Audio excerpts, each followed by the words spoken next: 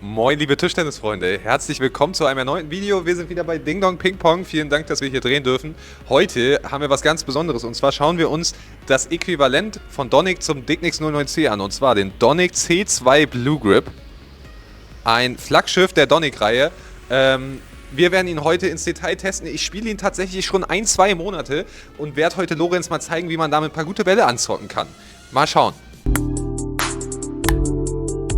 Lass uns nun noch kurz auf die technischen Fakten zu dem Blue Grip C2 zu sprechen kommen.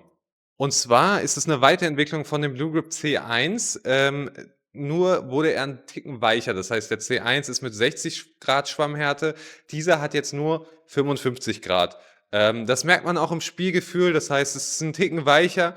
Man kann noch mehr Spin entwickeln, trotzdem bleibt aber diese Katapulthaftigkeit erhalten und es ist definitiv ein Belag für fortgeschrittene Angriffsspieler. Es gibt ihn in Rot und Schwarz, ganz normal, in den dicken 2.0 und Max. Max ist 2,3 mm Dicke und ja, das ist alles, was dazu zu sagen gilt. Mal schauen, wie er sich im Test macht.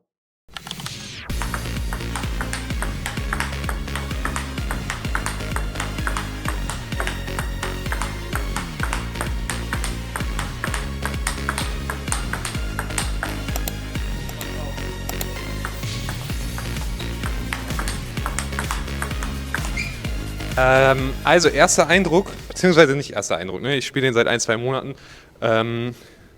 Fühlt sich sehr gut an. Beim Topspin, muss ich sagen, merke ich wenig Unterschied zum Dicknix 09C. Eine Sache, die ich aber sagen wollen würde, ist, dass der Dicknix 09C sich einen Ticken klebriger anfühlt oder sich einen Ticken mehr so anfühlt, als ob man den Ball greift. Das heißt, ich merke das vor allem bei der Vorhand-Eröffnung, dass ich da gefühlt, passiert es öfter, dass ich den Ball so glatt treffe. Ich denke, die Leute, die das Gefühl kennen, wissen, was ich meine. Also zum Beispiel bei China-Belegen hat man es ganz extrem, dass der Ball halt einsinkt. Das hat man bei dem, finde ich, im Vergleich zum Dicknix 09C auch einen Ticken weniger. Nichtsdestotrotz, wenn man ihn gut trifft, kommt wirklich extreme Power raus. Man hat auch viel Kontrolle über dem Tisch. Ich fühle mich so, als ob ich sauber nach vorne ziehen kann. Und man muss natürlich auch immer im Kopf behalten, dass er gerade mal halb so teuer ist wie der Dicknix 09C. Weil beim Dicknix kriegt man keinen Rabatt, hier kriegt man meistens in den Läden, ich habe bei den Ping-Pong-Pionieren 30% Rabatt erhalten. Das heißt, auch online findet man immer mal wieder Angebote, wo man den dann für 40, 45 Euro bekommt. Und dann ist man da echt günstig dabei, ne?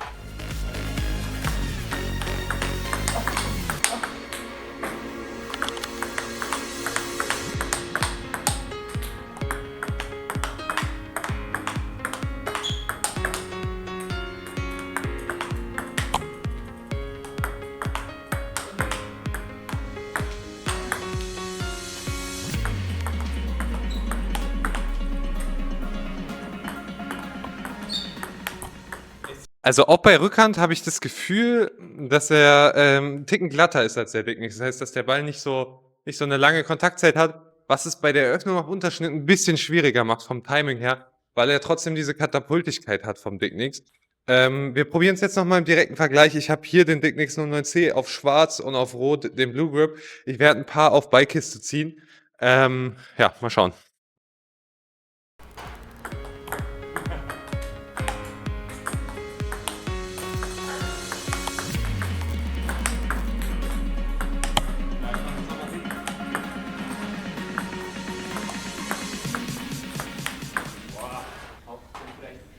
Okay, also ich muss jetzt nochmal ein bisschen meine Meinung anpassen. Bei der Eröffnung fühlt es sich tatsächlich etwas ungewohnt an. Also es ist auf jeden Fall ein Unterschied zum Dicknix zu spüren. Beim Dicknix, den habe ich aber natürlich auch die letzten Jahre gespielt.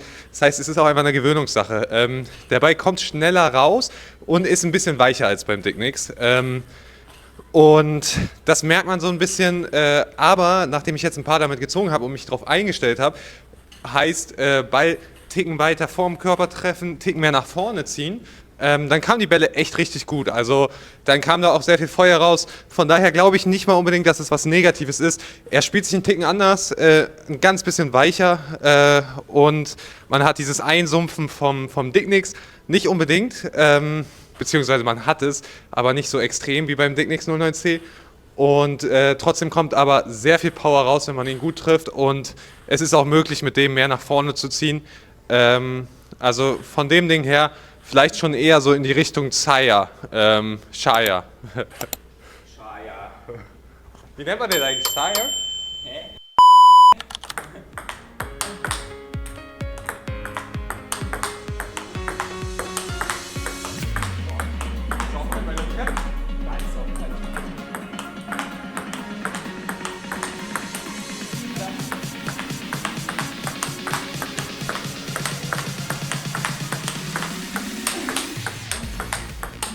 Nachdem ich jetzt ein paar geblockt und leicht gegengegangen bin, muss ich sagen, dass ich da auch leichte Unterschiede zum Dicknix merke, aber im positiven Sinne.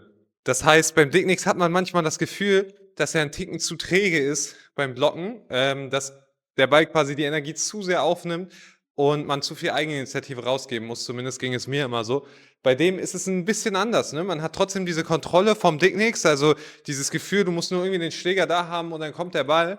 Und vor allem auch, du musst nur ein bisschen was rausgeben, ein bisschen rübergehen und da kommt schon eine gute Granate zurück.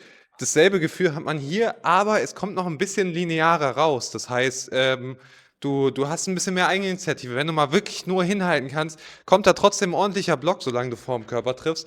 Und fand ich jetzt sehr gut. Also beim Blocken hat er mir wirklich richtig gut gefallen.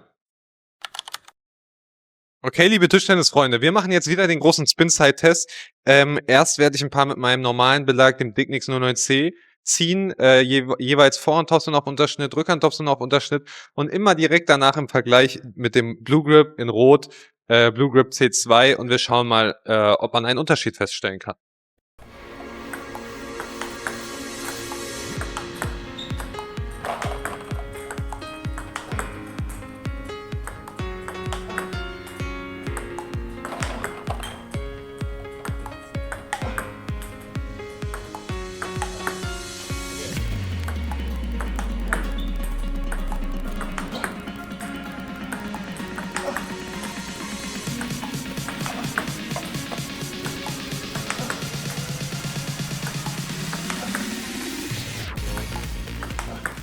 Also bei Vorhand, jetzt wo ich eingespielt bin, überhaupt kein Unterschied. Sowohl bei Dicknix als auch bei dem Blue Grip C2. Immer so ungefähr 120, 125 Spin-Werte. Hat sich auch gleich angefühlt auf dem Belag, ehrlich gesagt. Ja, also da wirklich ein vergleichbarer Belag.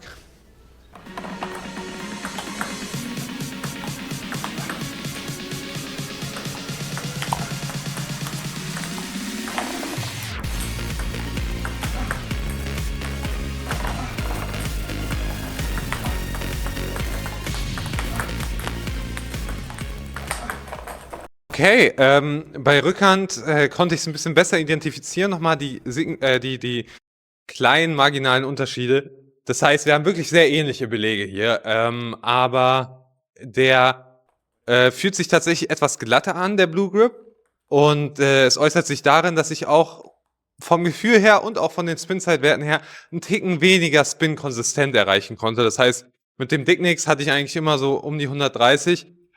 Hier musste ich mich schon sehr anstrengen, um die zu erreichen und dafür allerdings hatte ich höhere Tempowerte. Ne? Also ich habe zum Beispiel hier, was war es, 48 km/h erreicht bei einer Rückhanderöffnung, was ich bei dem anderen nicht erreicht hatte, auch wenn ich auf Tempo gezogen habe. Das heißt, es kommt ein bisschen mehr Katapult raus. Allerdings, was man eigentlich erwarten würde von einem weicheren Belag, dass ich mehr Spin erzeugen kann ich nicht unbedingt bestätigen, weil es sich mit dem Dicknix einfach so komfortabel anfühlt, diesen Ball einsinken zu lassen und man diesen Sweet Spot so verhältnismäßig leicht trifft, fiel es mir da leichter, so hohe Spin-Werte zu erreichen. Das heißt, so würde ich die kleinen Unterschiede benennen. Ich finde, Preis-Leistung würde ich den Blue Grip auf jeden Fall als klaren Favoriten sehen. Für die Hälfte des Preises, weniger als die Hälfte des Preises in Rabattangeboten, bekommt man hier einen Belag, der dem Dicknix wirklich in nichts nachsteht. Nur kleine Unterschiede in manchen Bereichen hat. So, wir machen jetzt noch ein kleines Match, um zu schauen, wie er sich überm Tisch im Aufschlag-Rückschlag-Spiel verhält. Ich habe auf dem roten den Blue Grip C2, auf dem anderen den Dicknix 09C, den ich sonst beidseitig spiele. Mal schauen, ob ich eine Chance habe gegen Lorenz.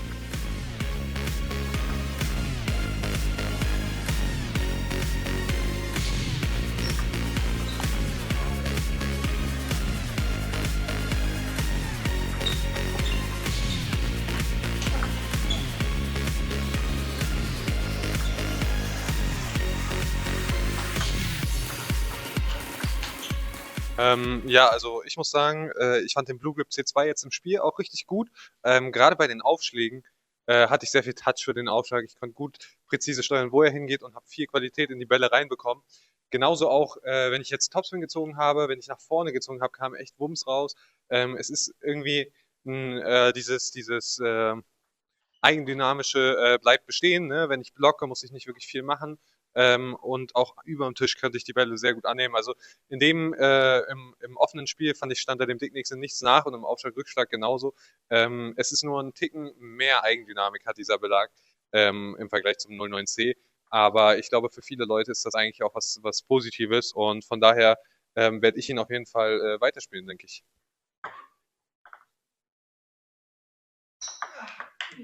Das gibt's nicht. Aber knapp, ey. Du spielst echt gut. Okay, kommen wir nun zum Fazit zum Donic Blue Grip C2. Ich muss sagen, ich bin sehr begeistert von dem Belag.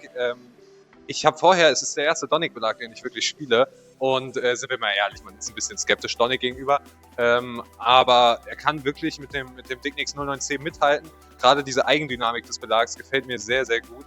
Es ist kein Anfängerbelag, das heißt, es ist schon wirklich ein Belag für Fortgeschrittene, weil er einen großen Katapulteffekt auch hat, generell ein sehr schneller Belag ist. Was ein bisschen trügerisch sein könnte, wenn man sich jetzt denkt, oh, C1 war mir zu hart, C2 ist ja deutlich weicher.